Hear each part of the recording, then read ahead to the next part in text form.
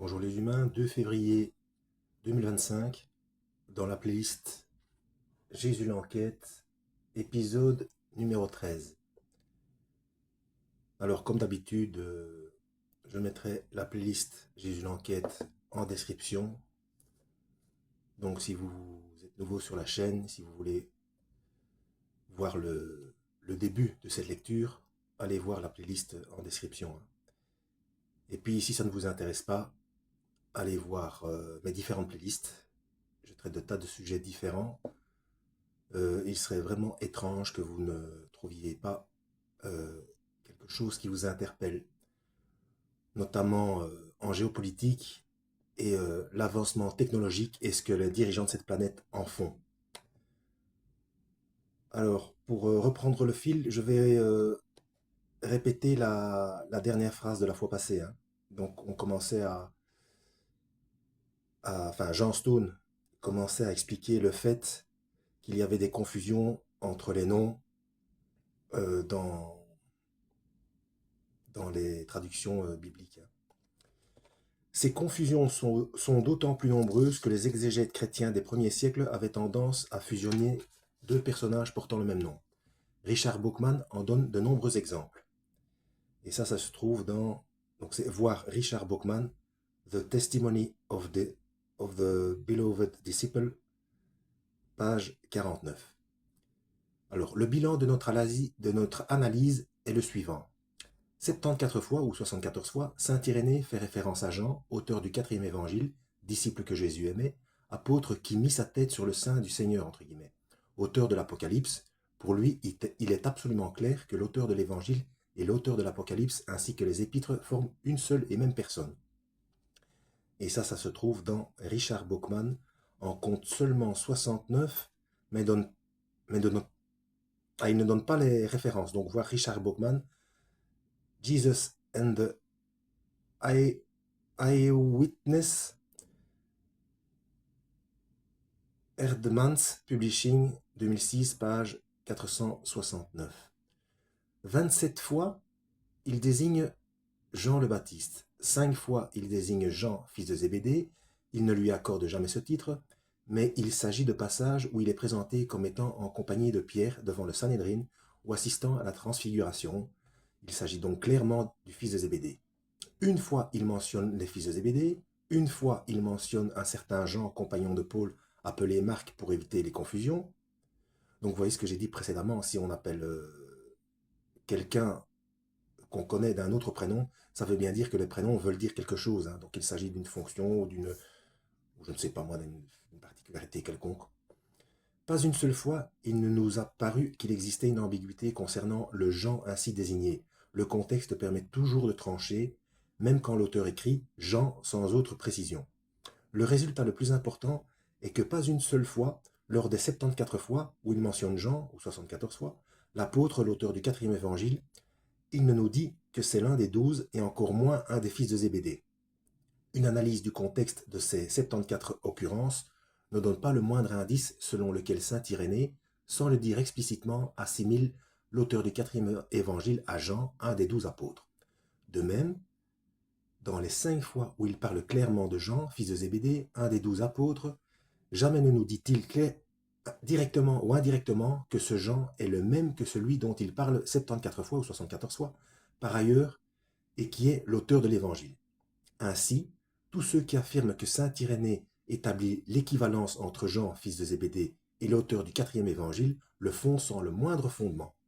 Plus encore, le fait que saint Irénée mentionne 74 fois l'auteur du 4e évangile en associant son nom à de très nombreux qualificatifs que nous avons cités ci-dessus, disciple du Seigneur, disciple que Jésus aimait, celui dont la tête reposa sur le sein du Seigneur, etc., sans jamais dire qu'il s'agit de l'un des 12, nous paraît apporter non pas une preuve, mais un argument extrêmement fort en faveur de l'hypothèse que, pour saint Irénée, l'auteur du 4e évangile n'était en aucune façon l'un des 12.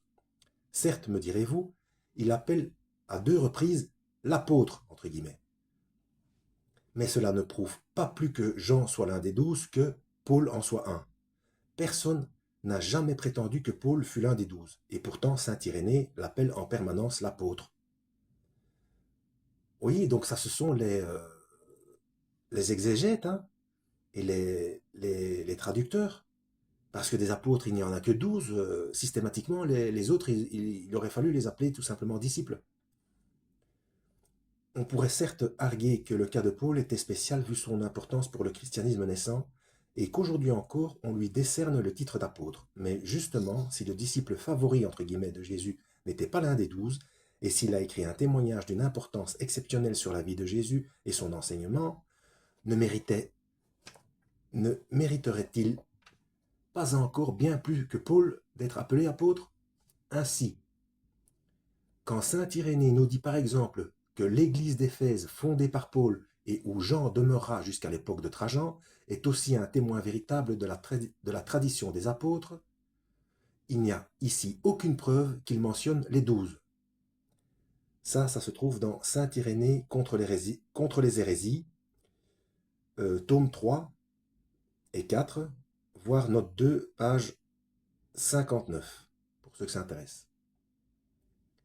Le mot apôtre est employé dans les premiers siècles de manière extrêmement variable. Pour certains, cela concerne les 12 apôtres et uniquement eux, ce qui est logique. Pour d'autres, même un pape du IIe siècle peut être qualifié d'apôtre. Ben oui, puis on voit ça maintenant dans certains pays, des prédicateurs qui se font appeler apôtres ou même carrément prophètes. Voilà. Comme nous le verrons de façon détaillée, pages 158-159, saint Irénée fait une utilisation assez restrictive du mot apôtre, mais moins restrictive que des sources de la même époque. Le mot apôtre, accolé 2 fois à Jean, alors qu'il est accolé 79 fois ou 79 fois à Paul, ne peut en aucune façon être utilisé pour trancher en faveur de l'hypothèse du disciple bien-aimé égale Jean fils de Zébédée. Une question si importante pour l'origine du christianisme. À l'inverse, il existe des raisons très fortes pour penser que saint Irénée n'a jamais imaginé qu'une telle confusion serait faite un jour, et qu'il aurait été stupéfait si on lui avait demandé si ce disciple que Jésus aimait était Jean, fils de Zébédée. Quoi? Ce sympathique fils de pêcheur du lac de Tibériade? Mais enfin, vous n'y pensez pas, soyons sérieux. Vous aurait-il probablement répondu si vous lui aviez posé la question.